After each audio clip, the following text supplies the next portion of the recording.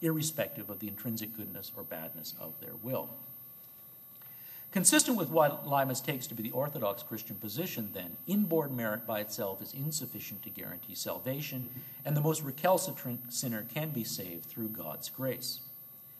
Granting this, it is nonetheless plausible, I think, to interpret Leibniz as saying that God's choice of circumstances plays a dominant and perhaps exclusive role for Leibniz in explaining the operation of divine grace. As Leibniz writes in section 101 of the Theodicy, quote, "The chances to which we are subject in spite of ourselves play only too large a part in what brings salvation to men or removes it from them," end quote. We must acknowledge that grace is an aid God gives to individuals over and above their intrinsic powers of good willing. Furthermore, we must not think that God's grace is limited to those who, by virtue of their powers, would make good use of it in the circumstances in which they are placed. That is, God does not foresee those who would make good use of grace and then give it to them knowing that they would make good use of it. But grace might nonetheless be understood as God's choice of circumstances that allow an individual's intrinsic powers to grow or atrophy in ways that assist or hinder their progress in perfection. On this account, it is not just the circumstances themselves, but the particular effects they have on an individual's will that determine their salutary power. These effects, we may suppose, are foreseen by God, but they cannot be accounted for solely in terms of the powers that define an individual's own nature, that there is a certain gratuitous element in God's assigning of grace to one individual rather than another. It's not explained just in terms of the intrinsic qualities of the individual themselves or what they would do with that grace were they to receive it. The crucial idea is that however much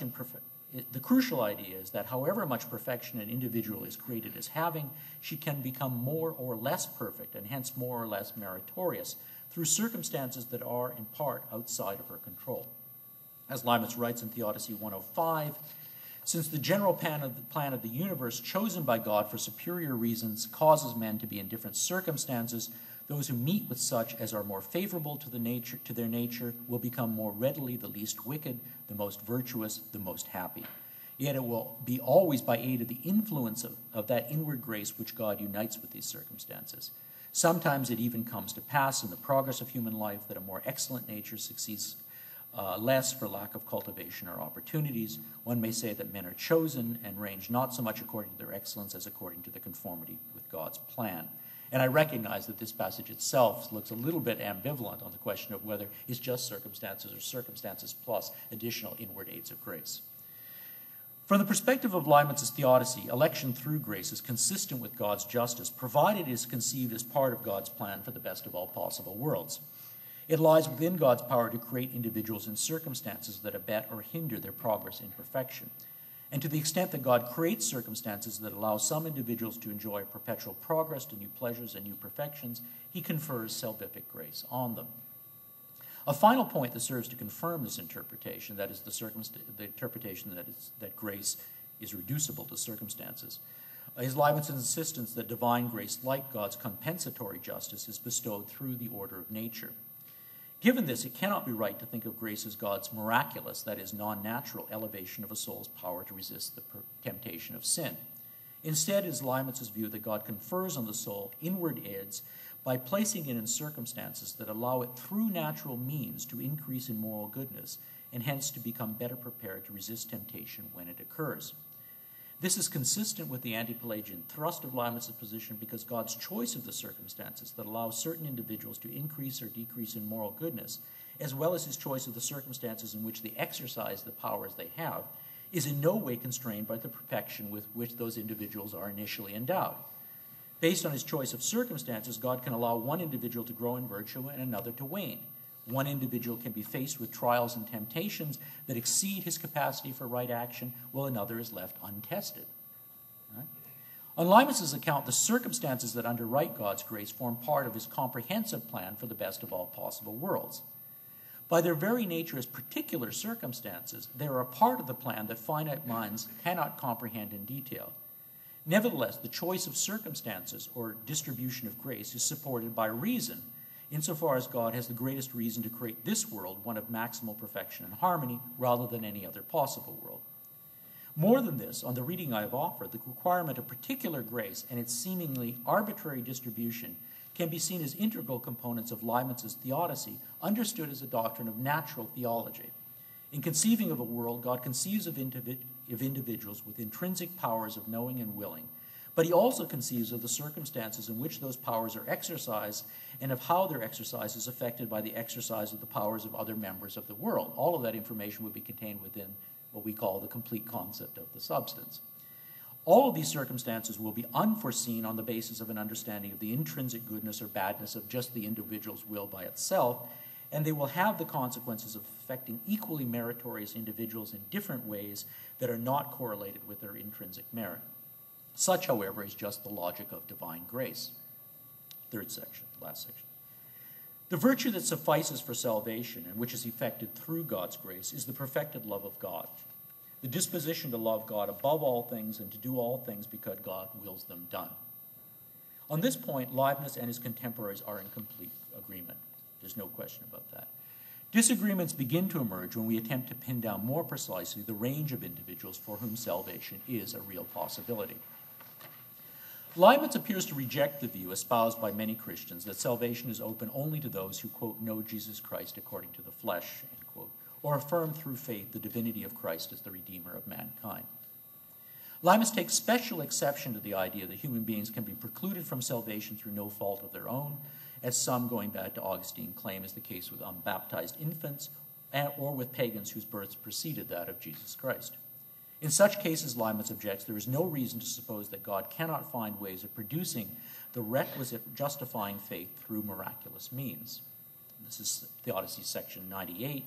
Supposing that today a knowledge of Jesus Christ according to the flesh is absolutely necessary for salvation, as indeed it is safest, le plus sûr, to teach, it will be possible to say that God will give that knowledge to all those who do, humanly speaking, that which in them lies, even though God must give it by a miracle. And I'll just skip to the end. Thus there are countless paths open to God, giving him means of satisfying his justice and his goodness, and the only thing one may allege against this is that we know not what ways he employs, which is far from being a valid objection, that God could not do it.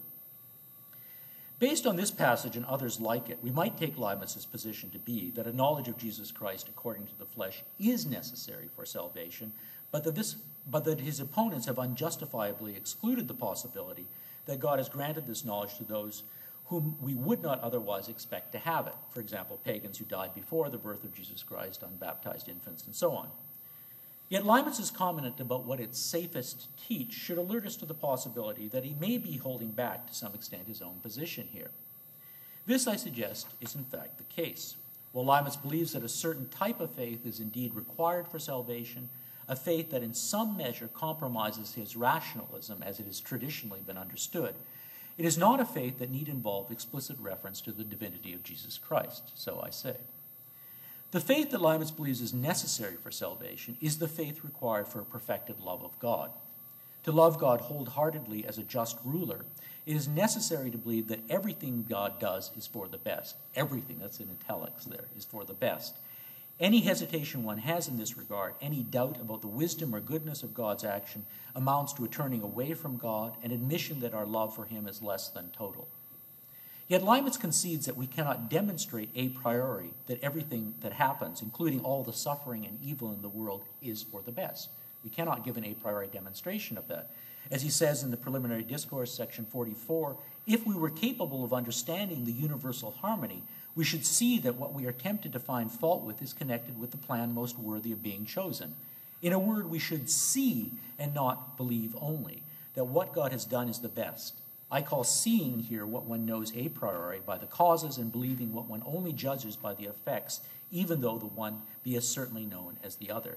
And one can apply here too the saying of St. Paul that we walk by faith and not by sight.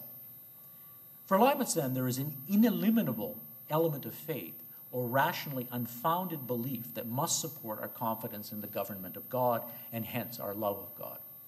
We must believe that all things happen for the best when we cannot be certain of this based on the effects that we observe, and we must preserve the hope that God has seen fit to give us as individuals the assistance we need in our pursuit of happiness. Leibniz writes, what we have been able to see so far of the government of God is not a large enough part to recognize the beauty and the order of the whole. Thus, the very nature of things implies that this order of the divine city, which we do not see yet here on earth, should be an object of our faith, of our hope, of our confidence in God. If there are any who think otherwise, so much the worse for them. They are malcontents in the state of the greatest and the best of all monarchs. And they are wrong not to take advantage of the examples he has given them of his wisdom and his infinite goodness, whereby he reveals himself as being not only wonderful, but also worthy of love beyond all things.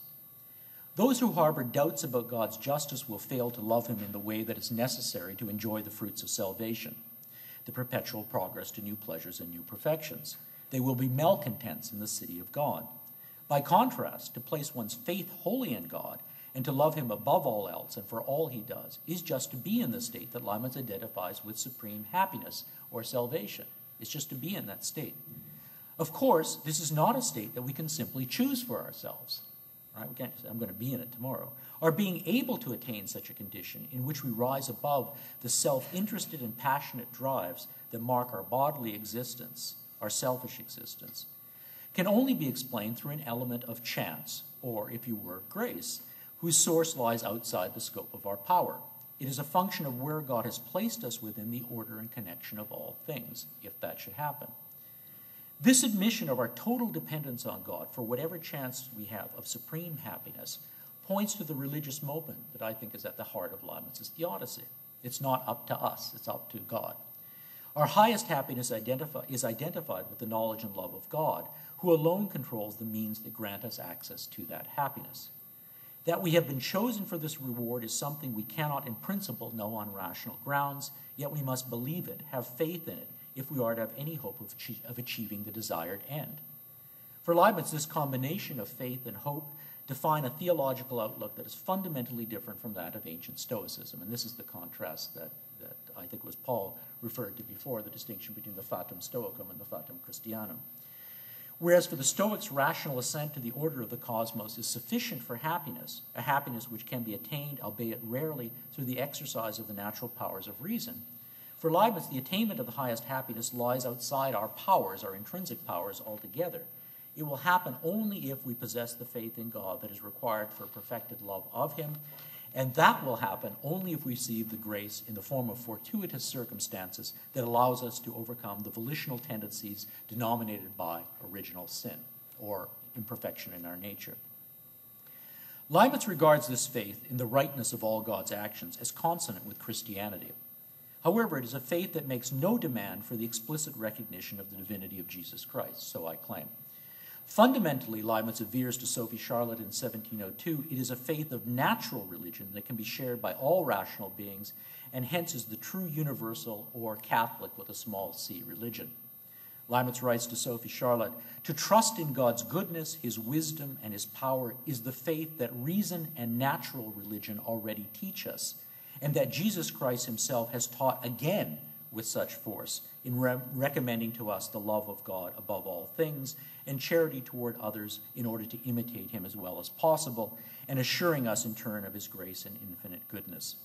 On Leibniz's account, the revelation of Jesus Christ may have been necessary to open the way to salvation for ordinary people. It may be that, by and large, the vast majority of people only have a chance through the revelation of Christ as Savior, right? But it's not absolutely necessary, I think, is Leibniz's view. It's not absolutely necessary as a condition on salvation. It could, under exceptional circumstances, be achieved solely through the love of God, which would be attained through natural means without the revelation of Jesus. That requires simply that one love God above all things as the source of all goodness and as the just ruler of the city of all rational beings. That has the only belief content that one has to have. Such a love of God presupposes a faith that is given and not earned, but it is not a faith that is the exclusive property of Christians. And I'll just summarize now. Theodicy, according to Leibniz, is the doctrine of the justice of God. Among the tenets of this doctrine is the belief that God is responsible for choosing as part of his plan for the best of all possible worlds the circumstances which determine whether or not a given individual is able to achieve this highest happiness, a perpetual progress to new pleasures and new perfections. I have suggested that God's choice of these circumstances, which effect both the formation of an individual's character and the outcome of his actions, can be identified with his dispensation of the particular grace necessary for salvation. Without the provision of such grace, no finite creature, limited by an original imperfection, can expect to achieve a lasting state of pleasure.